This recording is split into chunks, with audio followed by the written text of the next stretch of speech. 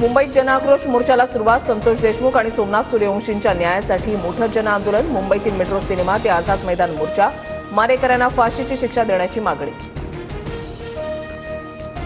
मराठा आरक्षणासाठी मनोज जरांगेंकडून पुन्हा उपोषणाचं हत्यार. अंतरवाली सराटीमध्ये जरांगेंच्या आमरण उपोषणाला सुरुवात. कुणबी जात प्रमाणपत्रासह वाटपासह सगेसोऱ्यांची अंमलबजावणी करण्याची मागणी. फडणवीसांनी मराठा समाजासाठी अनेक बाबी केल्या, मात्र तरीही जरांगेंचं समाधान होत नसेल तर आम्ही काही करू शकत नाही. जरांगेंना आंदोलनाची मुभा. भाजप प्रदेशाध्यक्ष बावनकुळेंची प्रतिक्रिया. ओबीसी आरक्षणाबाबत निर्णय होईपर्यंत निवडणुका होऊ देणार नाही. ओबीसी नेते विजय वडेट्टीवारांचा इशारा.